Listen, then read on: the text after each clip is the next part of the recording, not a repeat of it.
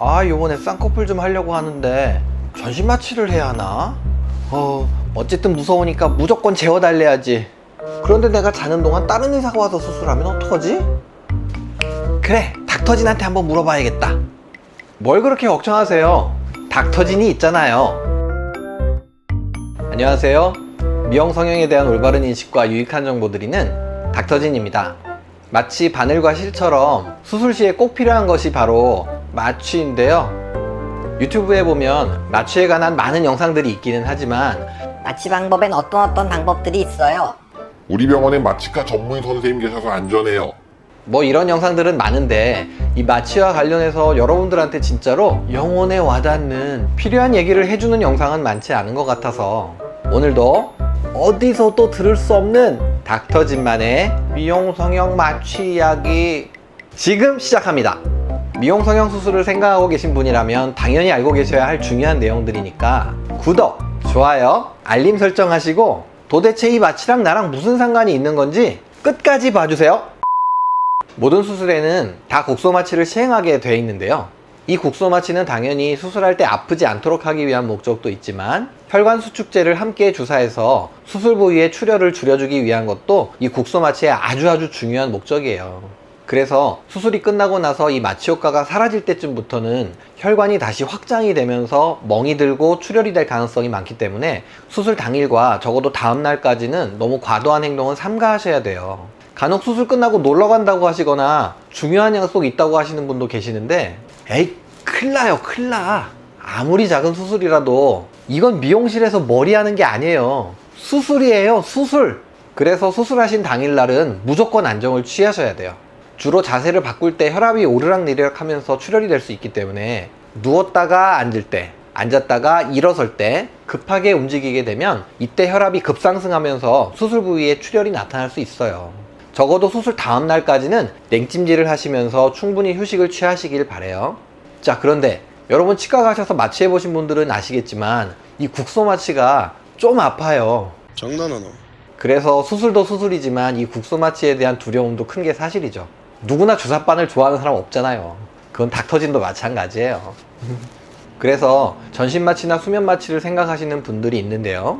전신 마취란 것은 주로 위험하고 큰 수술을 할 때 근육 이완제를 투여해서 우리 몸의 근육이 전혀 움직이지 않도록 하는 마취 방법이에요. 심지어 숨을 쉬는 호흡 근육까지도 마비를 시키는 방법이기 때문에 이 전신 마취 시간 동안에는 인공호흡기와 많은 약물에 의존해서 생체 리듬을 유지시켜야 돼요.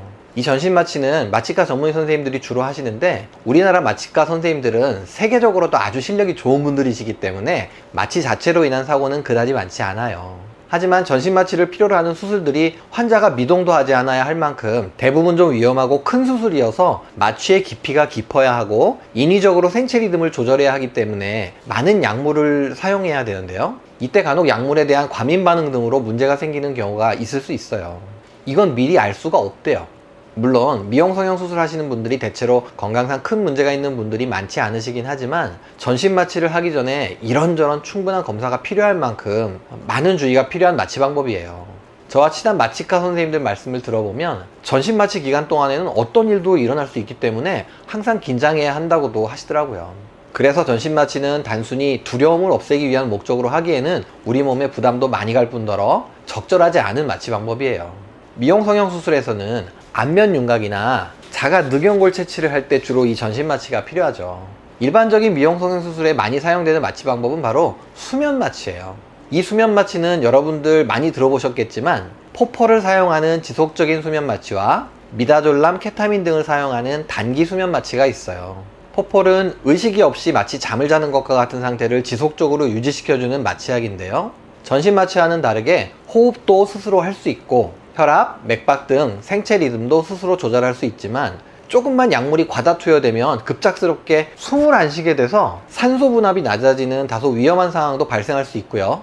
조금만 마취 농도가 낮아지면 환자가 술 취한 사람처럼 막 움직이고 말도 많이 하게 되는 등 좀 신경 쓸 게 많은 그런 약물이에요. 예전에 성형병원들에서 쌍꺼풀 수술하다가 사고가 나거나 했던 분들도 이 포폴을 사용하다가 위급 상황이 발생했던 경우가 대부분이에요. 이 포폴은 의존성이 생길 수 있기 때문에 2011년부터는 향정신성 의약품으로 분류가 돼서 관리가 되고 있는데요. 닥터진도 예전에는 포폴을 이용한 마취를 많이 했었지만 다른 목적으로 자꾸 이 포폴 마취를 요구하는 분들이 계시더라고요. 실제로 포폴 의존성이 생기신 분들한테 돈벌이 목적으로 포폴 주사를 해주는 병원들이 사회적으로 문제가 된 적도 있었죠. 그래서 닥터진은 지금은 전혀 이 포폴을 사용하지 않고 있어요. 포폴을 사용하는 지속수면 마취는 눈 성형을 제외한 거의 모든 간단한 미용 성형 수술에 사용되고 있어요. 요즘은 뭐 가슴 성형이나 퀵광대 축소 같은 수술도 이런 마취 방법으로 하기도 하더라고요. 닥터진이 주로 사용하는 마취 방법은 미다졸람 케타민을 이용한 단기 수면 마취 방법이에요. 이것은 앞서 말씀드린 것처럼 국소 마취를 할 때 두려움과 아픔을 없애주고 잊어버리게 하는 용도로 주로 사용해요. 하지만 그 지속 시간은 5분 남짓이어서 아픈 국소 마취를 할 때에만 잠깐 의식이 없다가 국소 마취가 다 끝나고 나면 의식이 돌아오게 되는 반갑다. 마취 방법이에요. 미다졸람은 수면 상태를 유도해서 잠깐 동안 잠들게 하는 효과와 단기적으로 국소 마취 과정이 기억나지 않게 하는 그런 효과가 있고요. 케타민은 약간의 환각 상태를 유발해서 통증을 잊게 하고 꿈을 꾸게도 하는데 주로 우주여행을 한다거나 환상적인 꽃밭을 거닐며 여행하는 꿈을 꾸시는 분들이 많으신데 가끔은 아버지가 돌아가셨다거나 전쟁이 나서 지금 당장 집에 가야 한다고 그런 악몽을 꾸시는 분들도 계셨어요. 이렇게 꿈꾸시는 동안 얼른 국소 마취를 하고 잠을 깨게 됐을 때는 아프지 않은 상태가 되는 거죠. 일반적으로 눈 수술은 이 단기 수면 마취를 사용해요. 왜냐하면 우리 눈은 움직이는 구조이다 보니까 눈을 떴다 감았다 하면서 그 모양을 봐야지만 좋은 결과가 될 수 있기 때문이에요. 계속 눈을 감은 상태에서 수술을 하게 되면 눈 감고 있을 때만 예쁜 그야말로 잠자는 숲속의 공주가 될 수 있잖아요. 간혹 눈 성형을 하는데 계속 잠든 채로 수술하는 병원도 있는 것 같은데 이거는 뭐 눈 뜬 모습을 안 봐도 충분히 수술을 잘할 수 있을 정도로 뭐 원장님이 아주 실력이 좋은 분이시거나 아니면 뭔가 좀 숨기고 싶은 비밀이 있는 건 아닌지 의심해 볼 필요도 있어요. 이렇게 단기 수면 마취를 하게 되면 환자분의 몸에 무리가 가지 않고 위험한 상황도 발생하지 않는 장점도 있지만 수술하는 동안 환자분하고 이런저런 얘기도 나누면서 친해질 수도 있고요. 여러분들도 내가 상담받은 원장님이 직접 수술해주고 있구나 알 수 있어서 이런 점이 더 좋은 것 같아요. 유튜브 채널을 운영하는 병원들이 대부분 좀 대형 병원들이다 보니까 마취과 선생님이 반드시 상주하셔야만 하는 것처럼 얘기하는 영상들이 많더라고요. 물론 안면 윤곽 등 전신 마취가 필요한 수술은 당연히 마취과 선생님이 상주하시는 큰 병원이 안전하겠지만 쌍꺼풀이나 코 성형 등 비교적 작은 수술을 생각하고 계신 분들은 오히려 전신 마취는 여러분들 몸에 부담이 되는 과잉 진료가 될 수 있기 때문에 마취과 선생님이 상주 여부는 그다지 중요하지 않아요. 오늘도 영상이 도움이 좀 되셨나요? 저는 다음 영상에서 다시 찾아뵐게요.